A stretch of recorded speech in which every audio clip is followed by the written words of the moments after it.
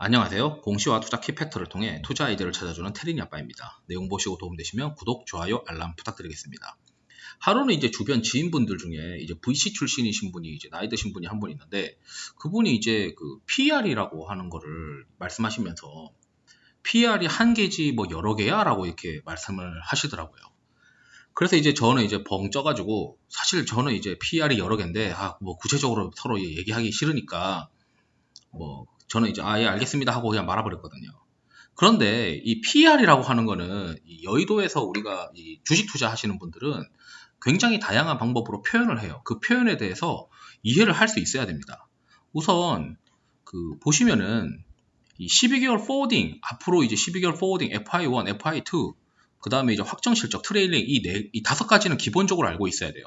12개월 포워딩이라고 하는 거는 지금부터 앞으로 12개월의 실적 전망입니다. 그래서 뭐 지금 이제 뭐 예를 들어 뭐 8월이다 그러면은 8, 9, 10, 11, 12 내년 8월 내년 7월 달까지 총 한 12개월에 어떤 포함되는 실적에 예상 실적의 이 PER이죠. 그러면은 올해 대비 내년 실적이 점점 개선되거나 지금부터 예를 들어 뭐 3분기부터 실적이 좋아지는 기업들의 경우에는 12개월 포워딩 PER이 급격히 떨어지겠죠. 그래서 기업들의 어떤 기관 투자자들은 이 12개월 포워딩 PER이라는 것을 은연중에 이제 알고 있으면서 이제 이번 분기부터 실적이 개선되는 기업들에 대해서 막 투자하는 것을 선호합니다. 그래서 이제 12개월 포워딩 PER이 어떻게 되는 거냐 이것들을 이렇게 이제 얘기를 하죠. 최근까지 실적이 안 좋았는데 지금부터는 실적이 좋아지니까 12개월 포워딩 PER로는 밸류에이션이 한 이 정도 돼. 그러면은 과거 대비 또는 뭐 비슷한 기업 대비 좀 싼 것 같아. 뭐 이렇게 표현을 하죠. 그리고 또 어떤 게 있냐면 여기 또 보시면 그 FI1이라고 하는 거는 올해 실적이고 FI2라고 하는 건 내년 실적인데 뭐 굳이 FI1, FI2라고 표현하진 않고 그냥 올해 실적 대비 PER, 내년 실적 대비 PER이라고 표현을 하죠. 예를 들어 연초 같은 경우 올해 연초 같은 경우에는 뭐 21년 실적 기준 PER을 주로 이제 서로 의사소통을 할 때 이야기를 하지만 이제 하반기로 들어가면 들어갈수록 내년 실적 기준 PER에 대해서 이야기를 합니다. 왜냐하면 조만간 내년에 어떤 실적이 증가할 수 있는 기업들에 대해서 점점 발굴하려고 하는 게 있기 때문이죠. 그런데 만약에 연초였다고 생각합시다. 21년 초에 22년 실적 기준 PR이 싸다라고 하면은 누가 그걸 듣겠어요. 지금 당장 21년도 실적도 모르겠는데.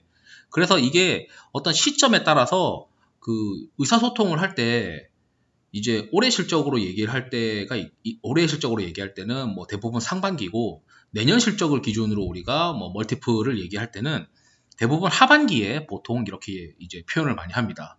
특히 이제 올해보다 내년이 더 급격하게 성장하는 기업들에 대해서는 내년 실적을 좀 더 많이 보죠. 그리고 또 어떤 표현이 있냐면 확정 실적. 그러니까 예를 들어 이런 거죠. 지금 현재 20년도, 21년이니까 20년 마감 실적, 21년 연간 기준으로 밸류에이션이 얼마냐. 그러니까 확정 실적 기준으로 얼마냐.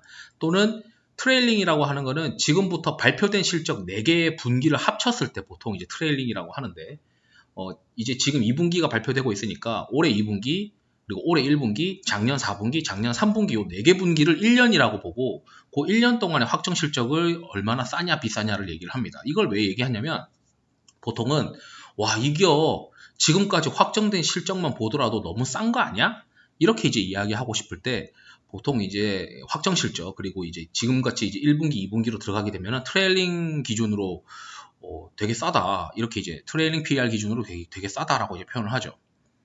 그래서 이제 제가 말씀드리고 싶은 거는 가장 이제 기본적으로 사용하는 밸류에이션의 표현이 있고 그 밸류에이션 표현이 확정 실적 기준으로 보통 이야기하는 것들은 그 컨센서스, 애널리스트가 커버하지 않는 미커버 종목에 대해서 확정 실적 PER에 대해서 종종 이야기를 하죠. 야 이번에 실적 나왔는데 엄청 실적 좋아. 확정 실적으로 엄청 밸류에이션이 싸. 또는 어떤 사람들은 이번 분기 실적을 곱하기 4 해가지고 연율화 해가지고 밸류에이션 좀 싸 보이지 않아? 라고 이제 이야기를 하는 거죠. 또는 이제 미래 실적 가지고 컨센서스가 있는 경우에는 미래 실적 기준으로 이제 표현을 하면서 서로 의사소통을 합니다. 그리고 투자의 시점별로 종목 스타일별로 사람들은 다르게 적용한다라고 제가 말씀드렸어요. 자, 여기서 이제 확정 실적 트레일링은 그 컨센서스가 없고 시가총액이 작고 이런 애널리스트가 커버하지 않는 종목들에 대해서 보통 의사표현, 서로 이제 의사소통을 할 때 이렇게 얘기를 하는 거고, 그리고 애널리스트가 이제 컨센서스가 있는 경우에는 올해 실적 기준, 뭐 내년 실적 기준 이렇게 얘기를 하고 12개월 포워딩으로도 이야기를 하는 거죠. 그래서 지금과 같이 이제 하반기가 되면은 사람들은 12개월 포워딩의 어떤 PR을 보기도 하고 내년 실적 기준으로 이제 뭐 의사결정을 많이 하죠.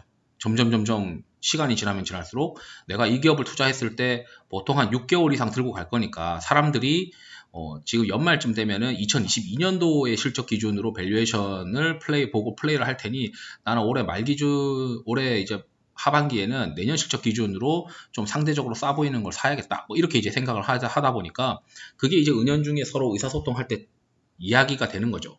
내년 실적 기준으로 좀 싸 보여. 올해 실적은 좀 별론데 내년은 엄청 밸류에이션이 낮아. 왜냐하면 내년에 이러이러한 이유로 이 회사가 좋아질 수밖에 없거든. 뭐 이렇게 이제 서로 이제 이야기를 하는 겁니다. 그리고 그 마지막으로 이제 가장 핵심 이건데 이게 제가 수직적, 수평적 분석 뭐 이런 게 중요하다라고 말씀드렸던 게 업종 대비해서 매력적이냐 또는 그 업종 내에서 유사한 기업들 대비해서 매력적이냐 그리고 그 기업을 볼 때도 그 또 수직적 수평적으로 보는 건데 이 유사 기업 대비 그러니까 유사 기업 대비 어떠한 뭐 2차 전지를 합시다. 2차 전지의 어떤 기업들 대비해서 이 회사가 싸냐 예를 들어서 이 A라고 하는 회사는 2차 전지와 관련된 이익 비중이 100%야. 근데 B라고 하는 기업은 2차 전지 관련된 기업의 이익 비중이 예를 들어 50%야. 그러면은 시장에서 밸류에이션을 할 때는 100%에 해당하는 2차 전지 밸류 체인의 목표 멀티플이 예를 들어 50배라고 합시다. 그러면 50%로 희석되어 있는 기업의 경우에는 50% 곱하기 뭐 시장에서 타켓으로 보고 있는 멀티플 50배 더하기 기타 사업부에서 벌어들일 이익 곱하기 거기서 이제 발생하는 멀티플 해서 나누기 2하면 되겠죠. 50대 50이니까. 그래서 가중평균을 해가지고 가중평균 멀티플을 적용해서 이야기를 하죠.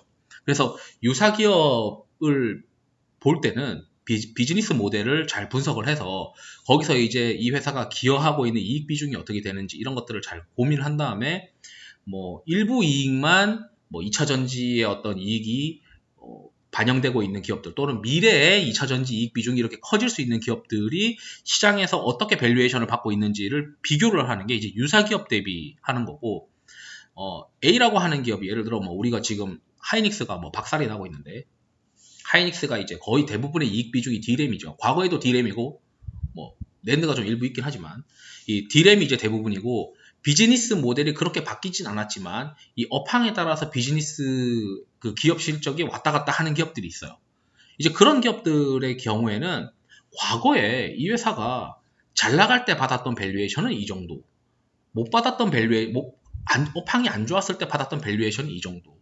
그러면은 예를 들어 이게 PBR이든 PER이든 이 표현 방법이 똑같다고 가정을 했을 때 하이닉스가 과거 진짜 업황이 안 좋았을 때 PBR 멀티플 기준으로 자산가치 기준으로 그래도 한 1배 언저리는 지켜줬어. 지금 현재 2022년도 기준으로 PBR이 1배 수준으로 지금 접근하고 있으니까 여기서 더 떨어지면은 내 생각엔 좀 과매도 영역인데 이게 이제 서로 의사 표현을 하면서 대화를 할 수 있는 그런 그 표현이죠.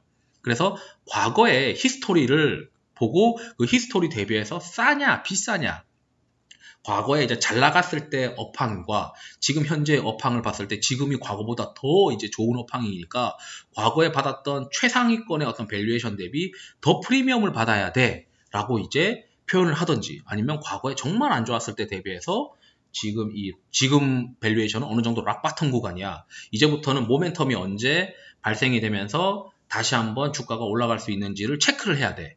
이런 이제 서로 대화를 할 수 있으려면 이 PR이 다양하다는 점, 그리고 PBR도 똑같습니다. 12개월, 뭐 FI1, FI2, 그리고 트레일링 PBR, 그리고 확정실적 PBR, 이게 다 똑같아요.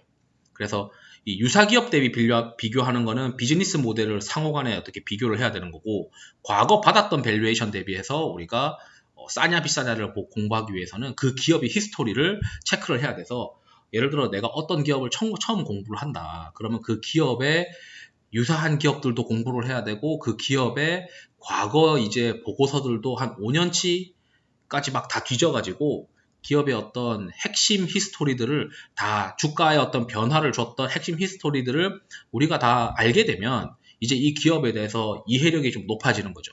그래서 이 멀티플에 대한 표현이 다양하고 그리고 이 멀티플에 대한 표현을 가지고 서로 어떻게 대화하는지를 말씀드렸고 이 유사기업 대비 싸다고 하려면 비즈니스 모델 그리고 과거에 받았던 밸류보다 싸다라고 이제 표현을 하시려면 과거의 어떤 특정 시점에 대한 히스토리, 역사를 공부해야 된다.